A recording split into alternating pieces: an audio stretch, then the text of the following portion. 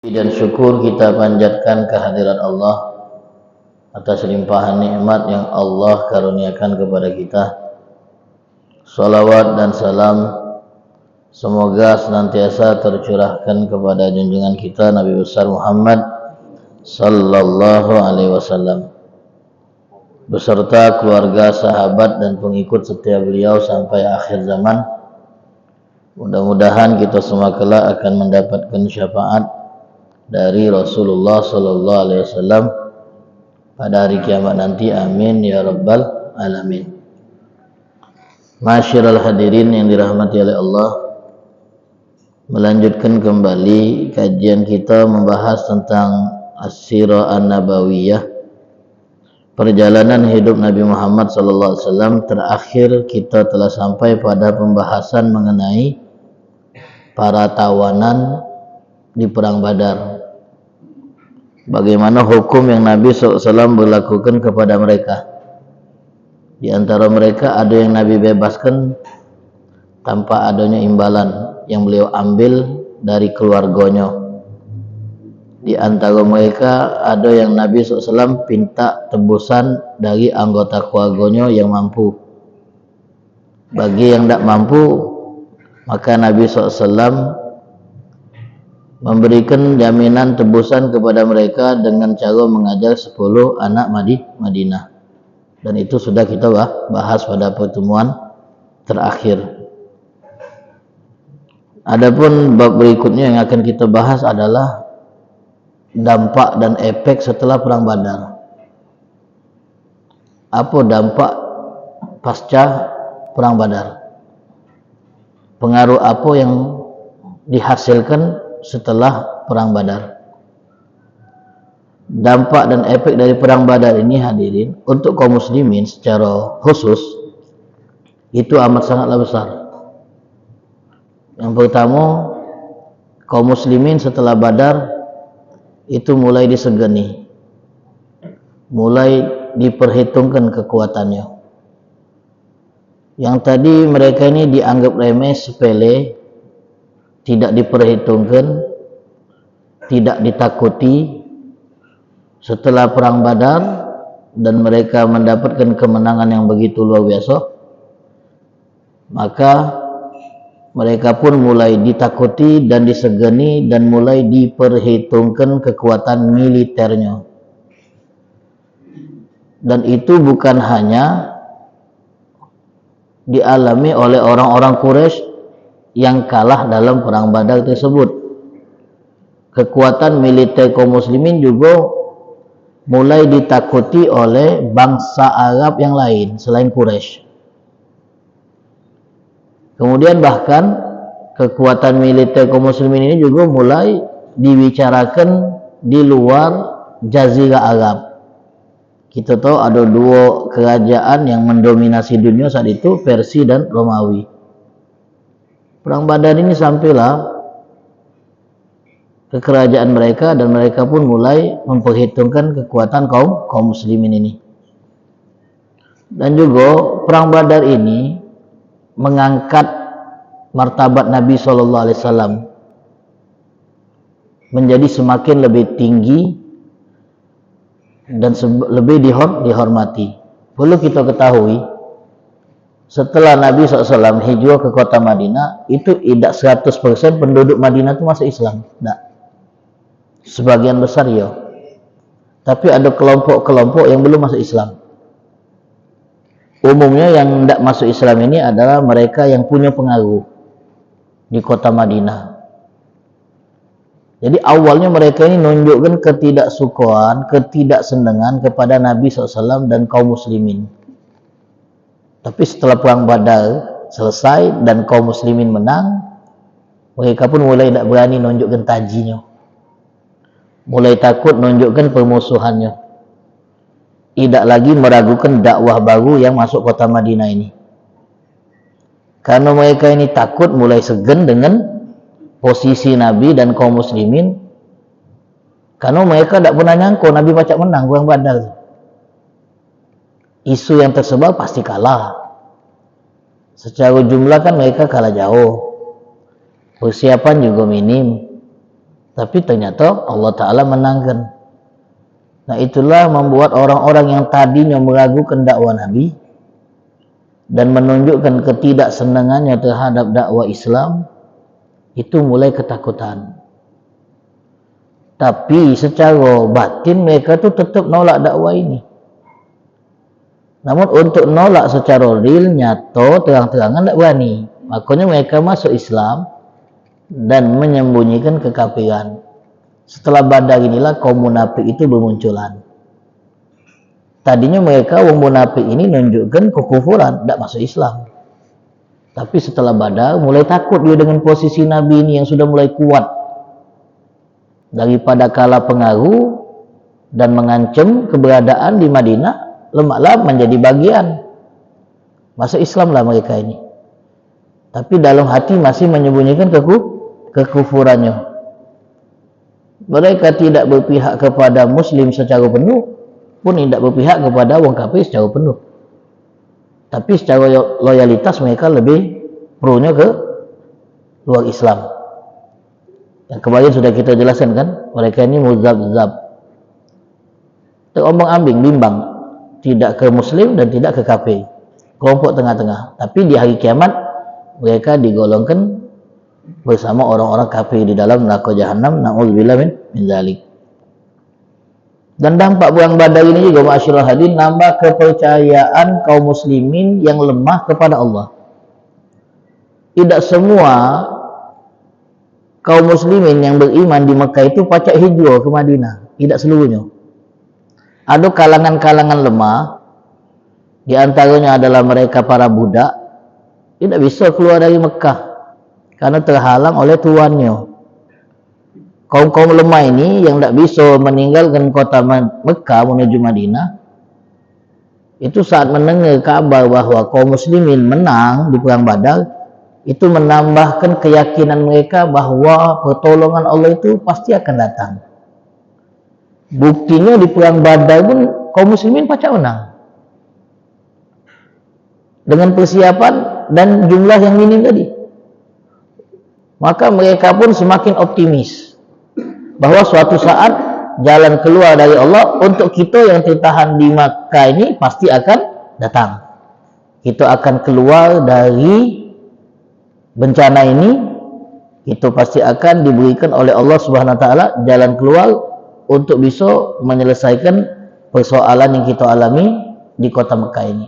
Semakin kuat imannya, semakin bertambah pasca perang Badar. Dan juga ma'asyiral hadirin, setelah perang Badar ini juga kemampuan kaum muslimin di bidang militer juga bertambah. Setelah Nabi SAW mengatur bagaimana menyusun formasi perang, kan kita kemarin sudah bahas kan.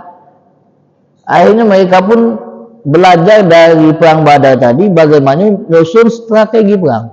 Gaya perang mereka pun semakin kelihatan bahwa mereka ini orang yang profesional kalau begitu. Dari perang Badar. Makanya kita jelaskan kan pada pertemuan sebelumnya bagaimana orang Quraisy terkejut melihat susunan formasi yang dibuat Nabi pada saat perang Badar tadi. Tak pernah mereka itu ngira bahwasanya orang Muslim yang dipimpin oleh Nabi itu bisa menyusun strategi perang, formasinya itu serapi dan sedetail itu.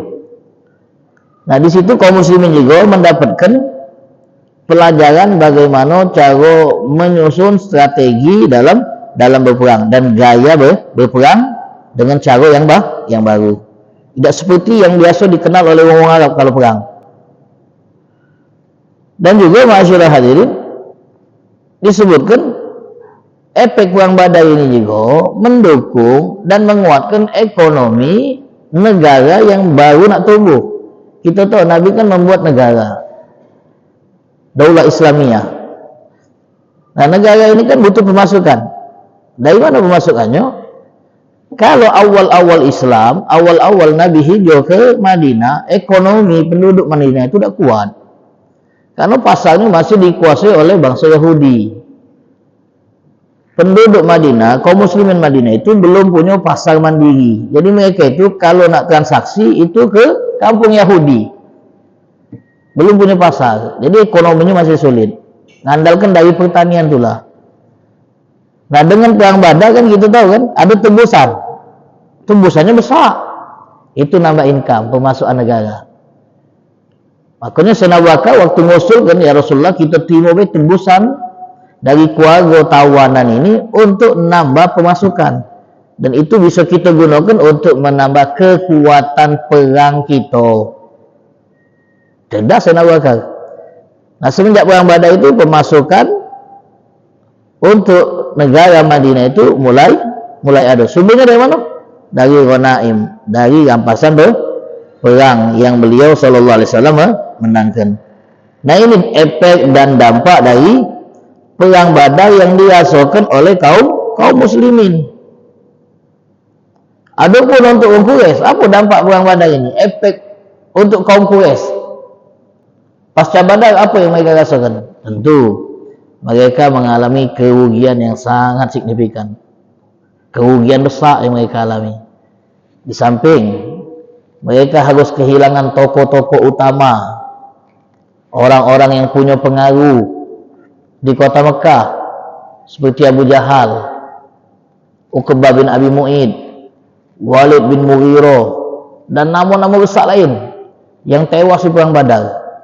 Mereka harus kehilangan tokoh-tokoh yang paling punya pengaruh di kota Mekah, yang paling berani, yang paling kuat, yang punya power. Mati kalau di perang Badar. Sesepuh-sesepuhnya itu mati kalau. Pembesar-pembesarnya mati kalau. Tokoh-tokohnya mati kalau. Oh itu kerugian yang besar. Kerugian yang luar biasa. Nah di samping kerugian karena harus kehilangan tokoh-tokoh yang tadi kita sebut, mereka juga mengalami kerugian yang sifatnya itu non materi. Kalau kerugian yang sifatnya materi ya tentu di antaranya apa? Kerugian materi yang harus mereka rasakan, di antaranya adalah terancamnya perdagangan mereka. Kenapa? Karena jalur dagang mereka ini melewati Madinah, dan mereka akan takut dan segan kalau harus melewati wilayah Madinah saat ingin melakukan perdagangan. Ini kan ngancam ekonomi kan, ngancam pemasukan. Itu kerugian materi itu. Jadi mereka kalau nak melakukan perjalanan dagang yang harus melewati perlintasannya itu dengan tempat terdekat dengan kota Madinah, dan kita tahu dewe kan kenapa perang Badar itu pecah, karena menghadang rombongan Quraisy yang baru balik dari berdagang di Syam yang ngawak harta yang melimpah. Nabi sengaja nak ngadang rombongan ini untuk mengambil dan merampas apa yang diambil dan dirampas oleh orang Quraisy di Mekah dari milik kaum Muhajirin. Tapi akhirnya gagal kan, karena rombongan Abu Sufyan berhasil melarikan diri, walaupun pada akhirnya pecah perang Badar. Jadi ini kerugian materi yang dialami oleh orang Quraisy. Jadi jalur perdagangan mereka itu terhambat, sehingga itu akan mengganggu perekonomian mereka.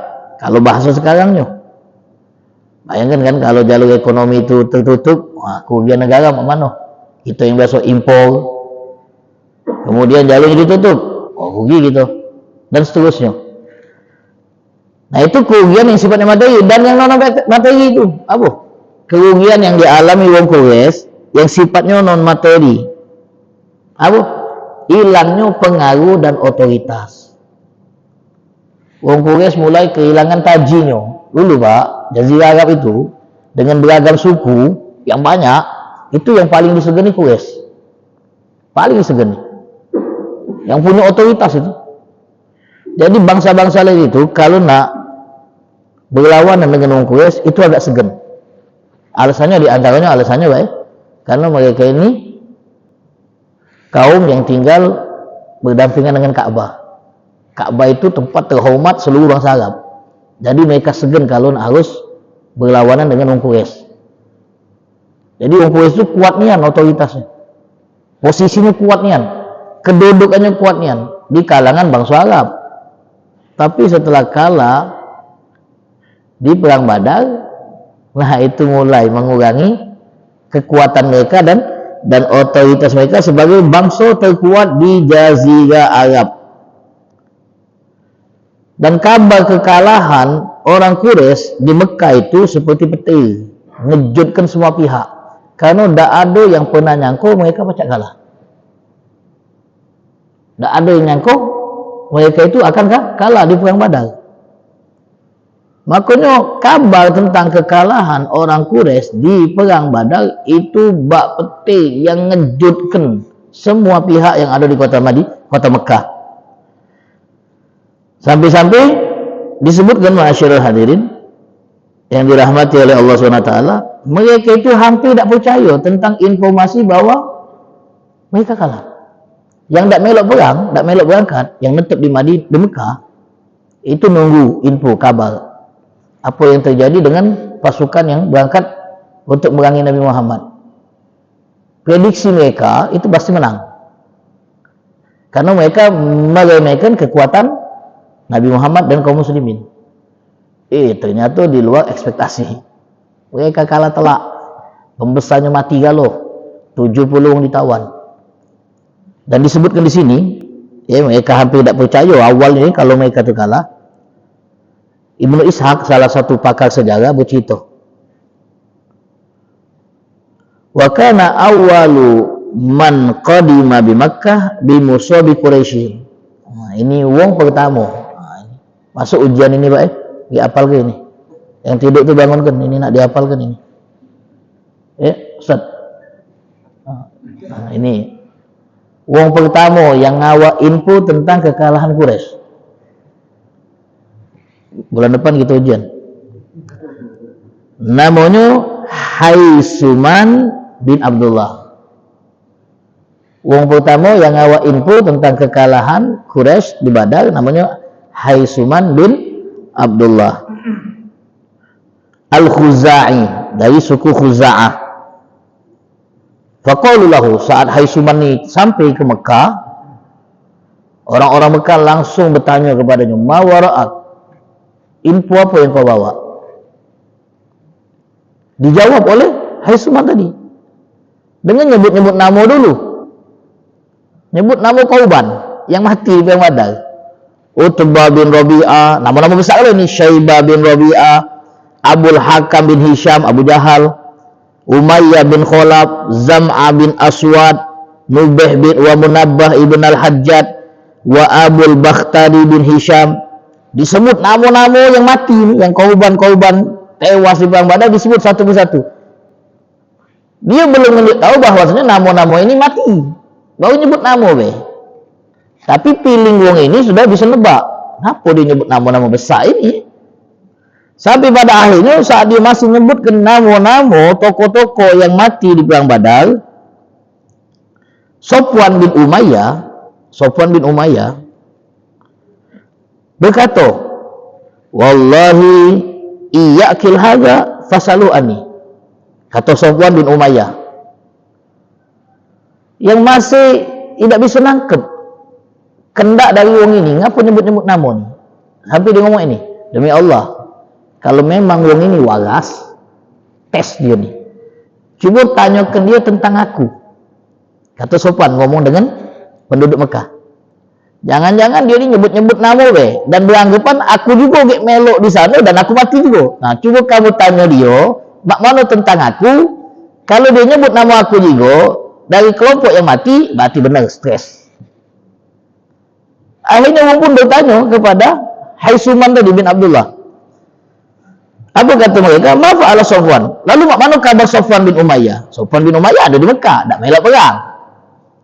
Termasuk orang yang punya pengaruh juga, tapi usianya masih muda. Kemudian Haisuman ngomong, huwa dzaka jalisul hijr. Wah, adapun Sofwan bin Umayyah tak melak perang, itu dia duduk lagi di Hijr Ismail. Artinya info ini berarti benar. Dia bukan sekedar nyebut-nyebut nama Qad wallahi ra'aitu abahu wa akhahu qad kutila. Demi Allah, kata Haisuman tadi, aku nengok bapaknya dan lolonya mati di Badar. Kalau dia tidak melok, dia tinggal di Mekah.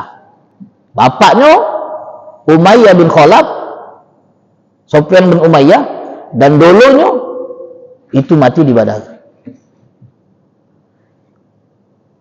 Akhirnya mereka pun baru nyadari info yang disampaikan oleh Haisuman ini adalah info yang benar, info yang valid. Itu pertama kabar tentang kekalahan orang Quraisy yang sampai ke Mekah. Ada lagi yang bercerita tentang suasana kota Mekah pasca Badar. Namanya Abu Rafi'. Siapa Abu Rafi' ini? Abu Rafi' ini budaknya milik Abbas. Abbas itu kan paman Nabi kan? Abbas di mana Abbas? Di perang Badar mana? Masih ingat tak? Kemana Abbas di perang Badar? Masih ingat? Abbas kan melok ditawan. Dia melok perang di barisan orang musyrik. Kena tawan. Kata Nabi, wahai Abbas, tebus diri kau dan ponakan kau Wagil. Disebutkan beberapa nama kan untuk ditebus oleh Abbas. Patik duit. Apa kata Nabi? Bagaimana cerita dengan duit yang kau sembunyikan dengan bini kau, Ummu Fadl? Oh, tahu pula Nabi.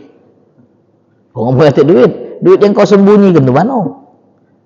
Sebenarnya Pak, Abbas tu lah masuk Islam. Tapi dia sembunyikan keislamannya. Terpaksa melok perang. Kena tangkap pula, untung dia tak mati. Kena tangkap sebagai tawanan. Nah, Abu Rafi' ini budaknya Abbas. Dia cerita. Kata Abu Rafi' saat dia bercerita tentang informasi kekalahan orang Quraisy kepada Abu Lahab. Dia ngomong ini. Suatu hari aku sedang bersama istrinya Abbas tadi di sebuah kemah di dekat Sumur Zamzam. Lagi mahat kayu untuk dijadikan anak panah. Gawean itu mahat kayu untuk dijadikan anak panah. Jadi dipahat di okey untuk jadikan anak panah. Tiba-tiba kami mendengar info bahwasanya kaum muslimin menang di perang Badar. Ya, kami senang. Kenapa? Karena Ummu Fadl ini dan Abu Rafi' itu sudah masuk Islam, tapi menyembunyikan Islamnya. Mereka tinggal di Mekah. Jadi mereka tidak nampakkan keislamannya. Dengar kaum muslimin menang, senang mereka. Tapi tidak mungkin ditampakkan. Cak misalnya kan, itu wong Indonesia nonton bola Malaysia lawan Indonesia menang, kita nonton di Malaysia. Nah, tak gitu tunjukkan, tak lumak pula itu selebrasi dewan. Jadi mereka tidak menunjukkan rasa senang tadi. Dalam hati senang kan, kaum muslimin pacak menang dan wong kafir kalah. Walhasil ma'asyiral hadirin. Jadi datang Abu Lahab, paman Nabi sallallahu alaihi wasallam. Abu Lahab alaihi laknatullah. Manusia yang dilaknat oleh Allah Ta'ala datang. Tiba-tiba dia datang dengan gayanya lah, gaya sombong, gaya angkuh. Dia duduk lalu dia berkata, hadza Abu Sufyan ibn al-Haris bin Abdul Muttalib qad qadima. Kata Abu Lahab setelah duduk wong tegak. Nah itu nah Abu Sufyan ibn al-Haris bin Abdul Muttalib, ponakannya telah tiba. Pasti dia ngawa informasi kepada kita tentang perang yang terjadi antara kita dengan Muhammad. Mari kita dengarkan informasi dari dia. Duduk Abu Sufyan bin Haris tadi dekat Abu Lahab pamannya. Wong tegak nunggu info penting tentang mana perang yang terjadi antara Muslim dan kafir Quraisy. Apa kata Abu Sufyan? Nyitokan tentang perang Badar. Dia termasuk pelaku, tapi sempat balik. Kata dia cerita, kami waktu perang Badar ngelawan Nabi Muhammad SAW, itu seakan pundak-pundak kami ini marah dewek untuk dipenggal. Jadi kami ini dipenggal, kemudian ditawan, tak punya kemampuan untuk melawan. Dan kami melihat sosok-sosok yang berwajah putih naik kuda belang yang ada di antara langit dan bumi. Tak tahu apa itu. Ustaz Dondi naik kuda, tak tahu deh. Ada makhluk Wajahnya itu putih, naik kuda belang, ada di antara langit dan bumi. Kami tidak tahu makhluk apa itu. Abu Rafi ini spontan jawab, oh itu malaikat. Itu malaikat, demi Allah itu malaikat yang datang untuk membantu pasukan Nabi Muhammad. Ngamuk Abu Lahab. Ketahuan Islamnya. Oh kau ni membela Muhammad itu. Langsung gotonya. Itu Abu Lahab. Gotonya. Kuatnya. Abu Rafi ini marah. Ngelawan dia. Berbala dengan Abu Lahab. Tapi Abu Rafi itu aku ni wongnya lemah. Wong yang tak kuat. Tak pernah bertenaga. Jadi ngelawan Abu Lahab. KO. Sampai berhasil dibanting itu Abu Rafi. Didudui di goto. Pernah itu? Ada pernah anda ini? Wong didudui di goto dulu. Dah tak bergerak lagi. Bengok kayaknya. Habis. Ningok budak milik suaminya disiksa oleh Abu Lahab. Istri Abbas marah. Istri Abbas. Berani Mufaddal ini. Cabutnya salah satu tiang kemah. Gepuknya kepala Abu Lahab. Pecah. Berani kau ngelawan budak yang tuannya lagi tak katik. Cuba kalau ada tuannya. Berani tak kau ngelawan dia? Pecah kepalanya. Lari Abu Lahab tadi. Lari dia langsung. Dengan darah-darah kepala tadi. Parah itu. Pecah kepala itu. Lari dia. Malu.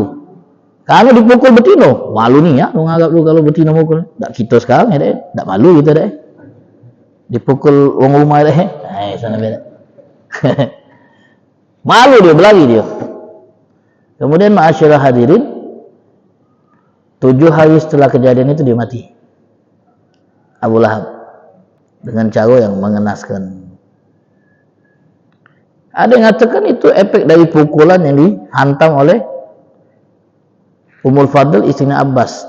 Tapi pendapat yang paling kuat tentang sebab kematian Abu Lahab itu karena virus yang menjangkit di tubuhnya. Dia mengalami penyakit yang aneh. Ada yang nyebutnya adas, ada yang mengatakan itu bagian dari taun. Jadi tumbuh benjolan-benjolan di dalam tubuhnya yang mengeluarkan darah dan nanah. Dan membuat dia akhirnya dijauhi oleh kerabatnya, tetangganya, dan dia pun mati membusuk di dalam rumah. Tak ada yang mau mendekatinya. Sampai anggota keluarganya takut menjadi celaan di kalangan masyarakat, mereka pun menggali lubang tidak jauh dari jasad Abu Lahab yang tewas mengenaskan tadi, lalu didorong dengan kayu panjang untuk masuk ke dalam lubang, lalu ditutup. Itu cara Allah Ta'ala membinasakan musuhnya Abu Lahab dengan cara yang mengenaskan. Walaupun dia tak melok perang Badar, dia ngutus orang lain untuk menggantikan posisinya. Dia ngasuh selamat dari kematian yang menimpa rekan-rekannya kan, pembesar-pembesar rekan-rekannya mati loh. Ternyata 7 hari dari situ mati dia. Bahkan matinya lebih mengenaskan. Abu Jahal tu masih bangga dia matinya. Kenapa?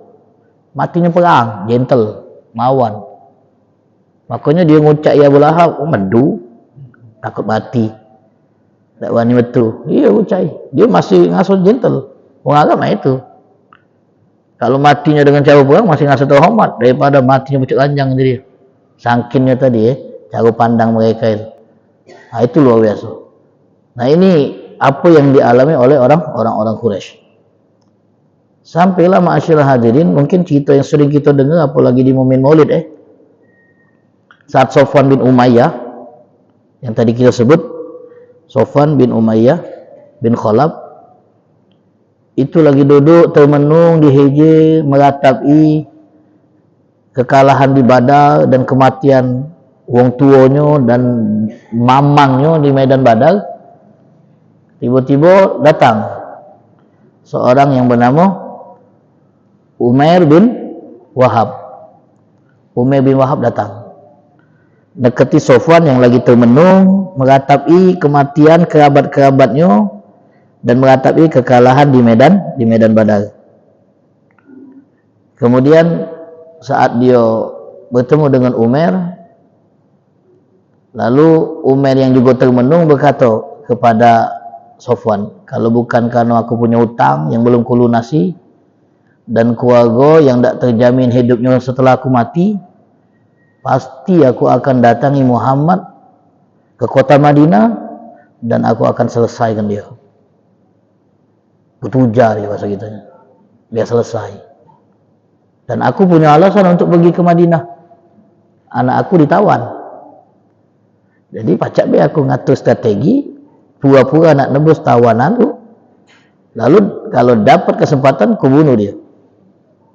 Oh, tak sia. Ini momen yang tak disia-siakan oleh Sofwan. Kesempatan nian ini jadi untuk balas dendam. Sampai dia ngomong sama Umair bin Wahab tadi kan, hutang kau aku yang nanggung aja. Anak bini kau aku juga yang akan membiayai hidupnya. Apa yang kunjuk untuk keluarga aku, kunjuk juga untuk keluarga kau. Tenang weh.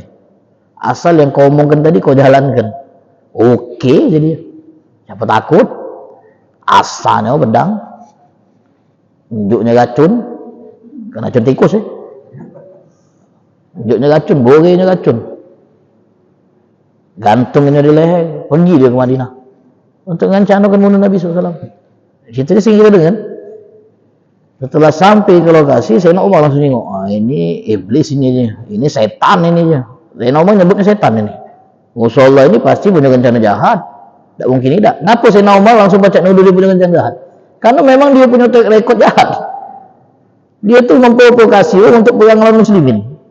Jadi wajar Sayyidina Umar nyingok dia langsung berpikir jahat. Oh, ini setan ini.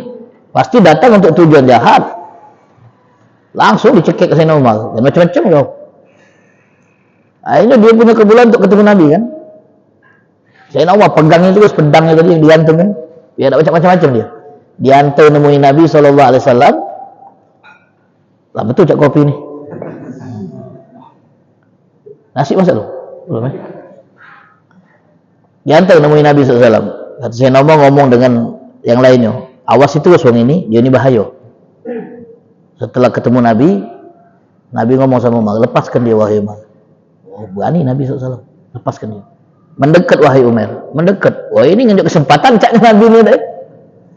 Lalu Nabi bertanya sama dia, alasan kau kesini apa?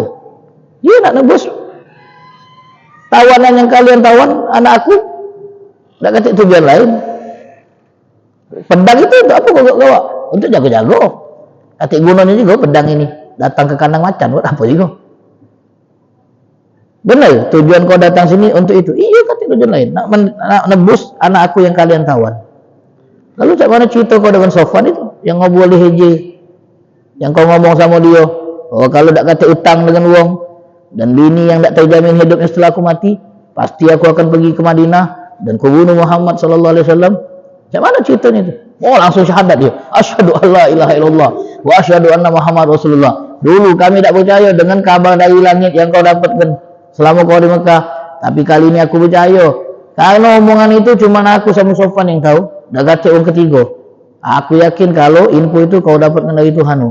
Aku saksi bahwa tiada Tuhan selain Allah dan engkau benar-benar utusan Allah. Masuk Islam. Wahai Rasulullah, dulu aku menjadi pembenci Islam, orang yang tentang Islam, orang yang jelek-jelekan Islam. Izinkan aku untuk pergi ke Mekah dan ngumumkan kalau aku masuk Islam dan nyelek-nyelekkan agama yang dianut oleh bangsa Arab dan Quraisy. Diizinkan Nabi SAW. Kata Nabi ngomong dengan sahabat, ajarkan saudara keragu kalian ini tentang agama dan lepaskan tawanan dia. Wah, boleh dua dia. Pergi je ke Mekah, balik dia. Sofwan tadi apa? Sofwan tadi yang ngutus dia tadi sudah sesumbal. Tenang deh, kamu akan mendengarkan berita yang menggembirakan selama beberapa hari ke depan. Siap-siap deh dengar berita yang tak pernah kamu kira. Fikir dia berhasil Umair bin Wahab tadi. Wah, sesumbal tiap hari dia ngomong itu dengan orang Mekah. Tenang deh, tak berapa lama lagi kita dapat kabar gembira yang membuat kalian itu akan terpuaskan dan merasa dendam kalian terbalaskan di Badar. Datang-datang ngamuk dia dengan Umair tadi. Wahai Sofwan, aku masuk Islam. Buang ajar kau ni. Demi Allah, aku tak bakal ngomong lagi sama kau. Kita musuhan selamanya. Tak bakal ada lagi manfaat yang sampai ke tangan kau dari aku. Ngamuk-ngamuk dia. Memang kekalahan di Badar itu nyisokan kesedihan dan ratapan di setiap rumah orang Mekah itu ada yang ngatap karena keluarganya yang mati. Sampai Abu Sufyan pimpinan tertinggi setelah tokoh-tokoh Quraisy mati di Badar, dia yang dinaikkan sebagai pimpinan. Abu Sufyan pernah bersumpah karena banyak juga keluarga dia meninggal, ipar-iparnya, mertuanya meninggal di Badar. Dia bersumpah, aku tak bakal mandi sampai bisa menuntut balas dengan Muhammad.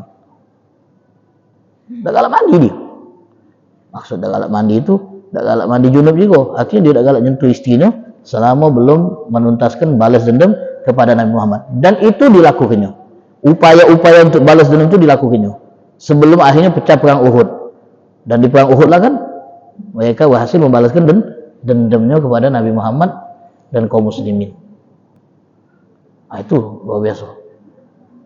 Nah, masyaallah hadirin, jadi efek pasca Badar itu luar biasa. Untuk kaum muslimin nambah percaya diri kaum muslimin.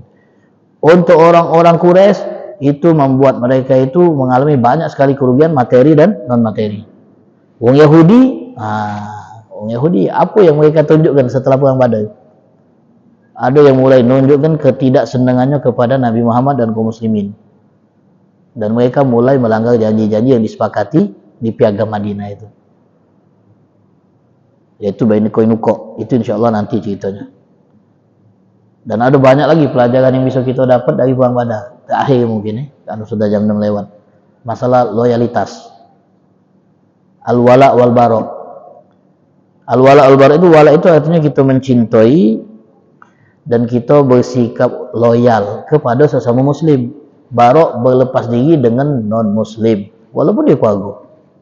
Di perang Badar itu terlihat dan nampak nih gambaran tentang al-wala wal bara, sikap loyalitas terhadap sesama muslim dan berlepas diri dengan yang di luar Islam. Makanya kita tengok di perang Badar itu ayah melawan anak, saudara melawan saudara, keponakan melawan paman, dan mereka menunjukkan loyalitasnya. Jadi min fiqhil iman, termasuk pemahaman terhadap iman, prinsip Islam, kita harus bersikap loyal. Sama muslim itu harus loyal, menunjukkan rasa cinta, perhatian, kepedulian. Terhadap non muslim sekedar berinteraksi.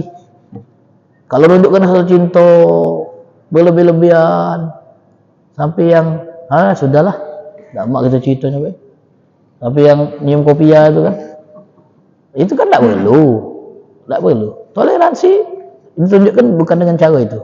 Dengan cara silakan kalian beribadah sesuai keyakinan, kami beribadah sesuai keyakinan. Kalau sampai menunjukkan cara-cara itu, tidak. Agak dengan sesama muslim tak galak cium palak. Cium palak santi apa anak dia. Misalnya ada cara itu.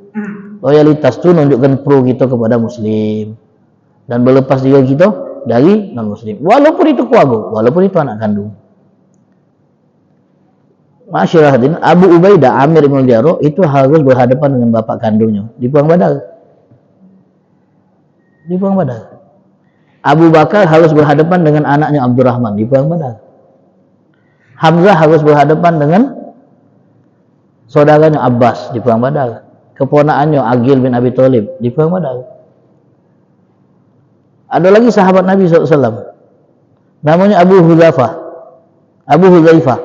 Itu harus berhadapan dengan bapaknya Suhail bin Amr. Kemudian ada lagi sahabat Nabi SAW Mus'ab bin Umair. Mus'ab bin Umair itu harus berhadapan dengan dulunya Abu Aziz bin Umair. Jadi itu, ini musuh kami, ini dulu kami. Bahkan Mus'ab bin Umair waktu dulunya ditawan sebagai tawan, namanya Abu Aziz. Mus'ab berpesan kepada yang menjago Abu Aziz, karena Nabi nitipkan tawanan-tawanan tadi kepada orang Ansor kan. Kata Mus'ab bin Umair apa? Wahai saudaraku. Dia ngomong dengan muslim, ini dulu kandung. Wahai saudaraku, ikat kuat-kuat wong ini. Ibunya kayo, jangan lepas ke. Ini ada cuannya ini, bahasa gitunya. Ibunya kayo. Kata dulunya Abu Aziz tadi, kau manggil dia dulu, aku siapa? Yo, ini dulu aku. Kami terikat oleh iman. Itu loyalitas. Kalau kau, itulah lepas. Apalagi kalau sudah ada harap perang antara kedua belah pihak. Kalau tidak katik perang, yo, dulu secara nasab. Tapi kalau harus milih, dulu seiman yang harus lebih diperhatikan. Interaksi kalau tidak katik perang antara kedua belah pihak, biasa, normal. Saling kunjung, saling silaturahmi. Tapi kalau harus milih antara membantu muslim, saudara muslim dengan yang non muslim yang kandung, loyalitas itu menunjukkan ke muslim. Itu perang Badar menunjukkan hal tersebut. Ya, mudah-mudahan apa yang kita baca dan kita pelajari hari ini bisa menambah pengetahuan kita tentang sejarah Nabi SAW, terutama hal yang terjadi pasca Badar. Wallahu a'lam bishawab.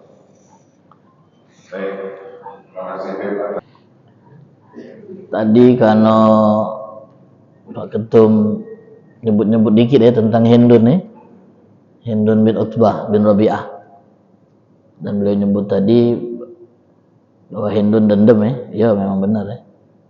Kemudian dia menggerakkan Wahsy untuk membunuh Hamzah. Kenapa? Karena bapaknya yang duel sama Hamzah. Di perang Badar kan ada duel sebelumnya kan sama Hamzah, sehingga bapaknya mati dulunya dan dulunya meninggal di perang Badar. Kan tapi untuk persoalan Hindun yang makan hati Hamzah itu pernah kami baca, Pak. Ada ulama yang melakukan analisa tentang fakta tersebut. Benar apa tidak Hindun itu melakukan hal itu? Di bedahnya udah ada Hamzah, kemudian di keluarganya, hatinya, jantungnya kan, kemudian dikunyah.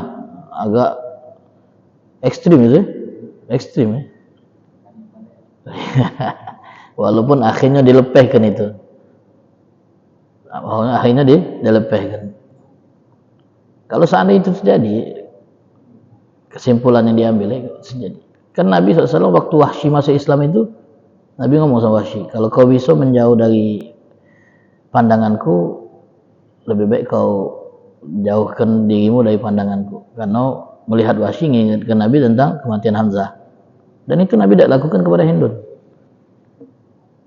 Kalau seandainya Hindun melakukan perbuatan yang selama ini kita dengar, sampai membedah dada Hamzah, memutilasinya lalu memakan jantungnya, pasti Nabi akan lebih terpukul dengan kejadian itu, dan Nabi akan berbuat hal yang serupa mungkin. Karena mandang Hindun mengingatkan tentang perbuatan keji yang selama ini kita dengar kan.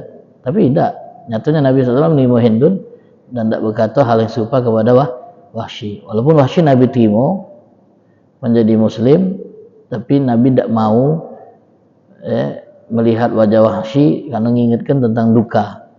Jadi dari situ kata ulama, boleh baik kita menjauh dari orang supaya tidak mangkitkan luka lama. Kita maafkan, tapi kita tidak galak lagi interaksi dengan dia supaya luka-luka yang dia buat ke kita itu tidak kambuh lagi dan tidak kembali lagi. Tapi insyaallah itu di perang Uhud kita bahas apakah benar. Iya. Perang Uhud episode berikutnya itu sudah perang Uhud ini, karena jarak perang Badar dengan Uhud setahun. Kita lompat langsung setahun gitu. Allah alam bisawab, mudah-mudahan manfaat. Bismillahirrahmanirrahim. Alhamdulillah alamin. Allahumma shalli wa sallim ala sayyidina Muhammad wa ala sayyidina Muhammad. Allahumma hdina bihudak waj'alna mimman yusari fi ridak wa la tuwallina waliyan siwak wa la taj'alna mimman khalafa amraka wa asab wa hasbunallahu ni'mal wakil la haula wa la quwata illa billahil aliyil azim.